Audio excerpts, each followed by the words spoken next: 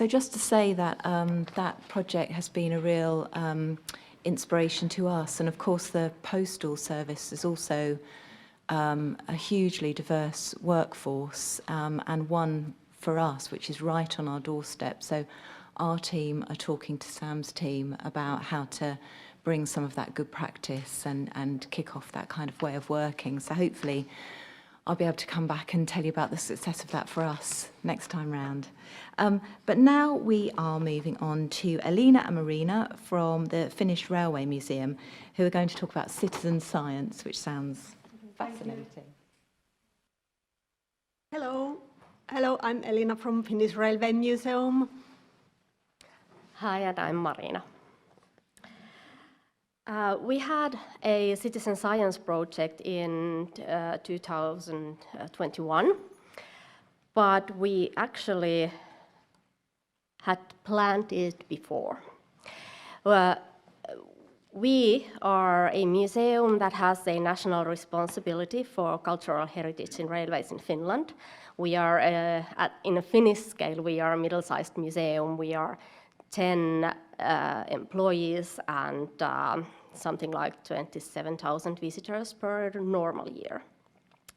The citizen science project we launched in 2021 was already planned in 2019, so it's a pre-COVID project that actually showed its strength in the hard times of lockdown and restrictions.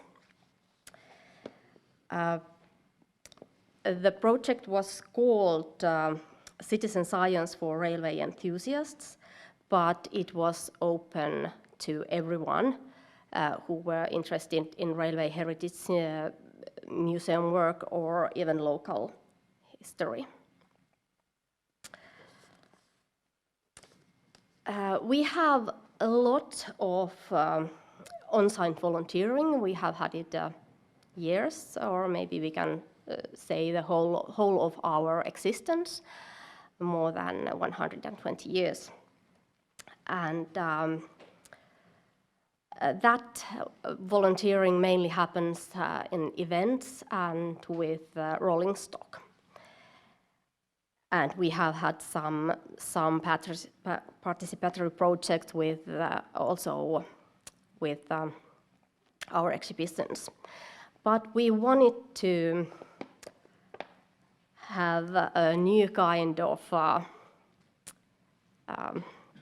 we wanted to think it through truly and want to have possibilities to attend to our work also for those who have different skills than needed in rolling stock maintenance or in events, those who has different kind of interests than those, or those who live too far away to attend on-site volunteering. We want it to be more accessible and more inclusive. And we kind of needed a more diverse background of the volunteers. Well, citizen science usually is defined as scientific research done in part or in whole by non-professional scientists. You probably know this citizen science from the universities and research projects that in, for example, archaeology and natural sciences. It's also the term crowdsourcing. It's used as a synonym of citizen science, but there's some differences between these two concepts. In crowdsourcing, there's normally unspecified group of volunteers participate the scientific processes and carry out predefined tasks. And in citizen science, citizen scientists, they can make choices independently and also influence the content of the research. But the basic thing is that this is open to everyone to participate.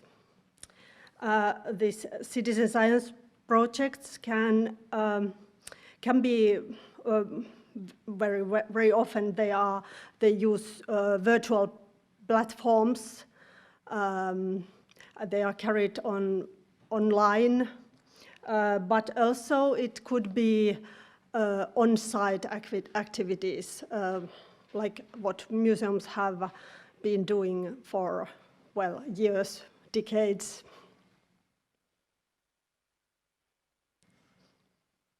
So why citizen science as a tool for museum work? First, using citizen science and virtual platforms, we can participate wider and more diverse network of volunteers. Our museum's collecting area is nationwide, and with the help of our volunteers around Finland, we can collect and document railway heritage throughout the country.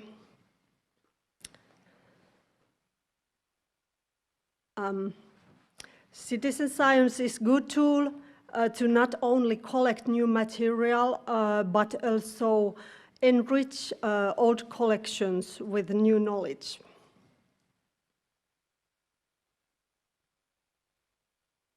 So, why to participate? As you know, in volunteering generally, there has to be value for the volunteer, not just for the museum.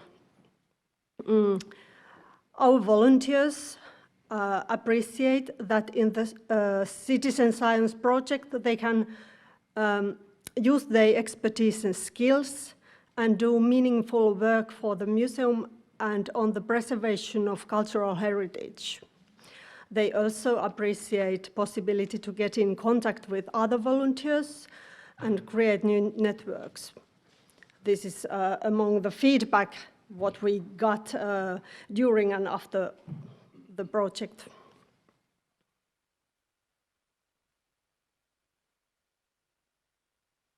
So we had, well, I would say 3 sub-projects. We are stated here 4. The first project was mainly about promoting the whole citizen science project. We asked people to share in Instagram their railway memories. They had hashtags like railway love or something like that. And we were sharing those pictures. We also thought that we could collect some great pictures to our collection, but at that time that seemed to be a too complicated thing. Now I think we have in Finland a database for that. The first real sub-project was about our picture collection. We have provided online access to a huge part of our digitized picture collection, and there are many pictures that has great information. There is we know about the location, the timing, everything, but then there are many pictures that we know nothing. So we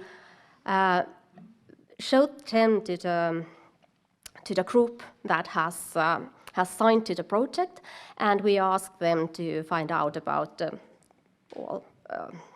anything information that was missing of that picture, and we got even quite detailed information. They had time, they had energy, they made huge efforts to find out even specific timings of the pictures. We found out the exact minute that one picture was taking. That was maybe too much for us, but that was really something I think they loved to do. And before we launched that project, we had an orientation meeting in Teams where we actually told about those issues we were interested in, and we informed them that what kind of source information we need to be sure that they provide us quality content. Second, we had a voluntary photography project where those who were interested were taking part in our contemporary collecting processes and projects, and they were adding their views, their angles, their thoughts about what is changing railway environment, what is important on working on railways, and all kind of those interesting issues. And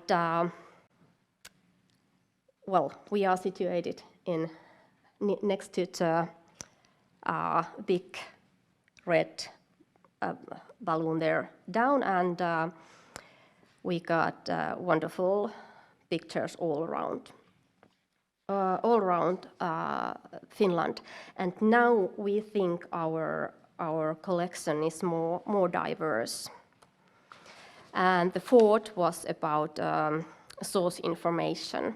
We have a database or list of railway accidents, which is well used. People ask a lot about those, but we actually don't know where the data is from. So we ask them to help, and now we can find more details about those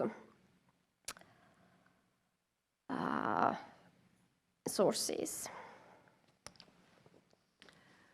So the benefits of these kind of volunteering projects are not only for museum and volunteers, but for the whole community. And successful citizen science projects, they brings us a win-win-win situation. Citizen science provides added value for museums' customers and also researchers, and it also benefits academic research. And it promotes social sustainability and strengthens citizen society.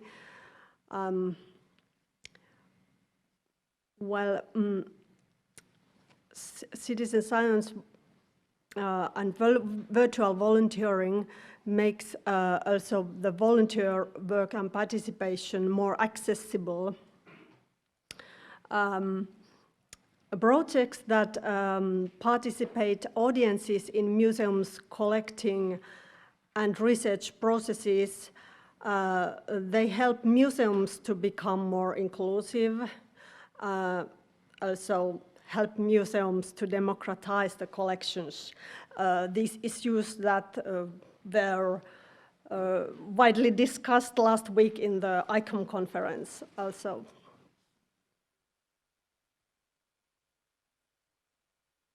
So what we learned, we see now the volunteering in a different way. Virtual volunteering is as important as on-site volunteering, and they need to have a balance to be meaningful for the museum and meaningful for the volunteers. Citizen science and crowdsourcing are useful tools, and they have useful methods. We don't always have to take them as such, but we can use those methods also in creative ways to promote our projects and make them more participatory. And one that was quite well, during the COVID time, we noticed even more than the interaction and communication between participators and museum are extremely important. The lacking of the face-to-face contact was sometimes hard. The teams doesn't kind of provide that. But when it was possible, we had also on-site meetings, and that helped also those who took part in those sub-projects to kind of have a new community for themselves with the others. So, like the last, like Elina said, there should be the win-win-win situation. Okay, I have to mention that there's, well, you know who you work with volunteers, know that it requires a lot of human resources, a lot of discussion and having coffee with volunteers, and so it's really could be really time consuming. So, but I think the question is that what we prioritize. So, thank you.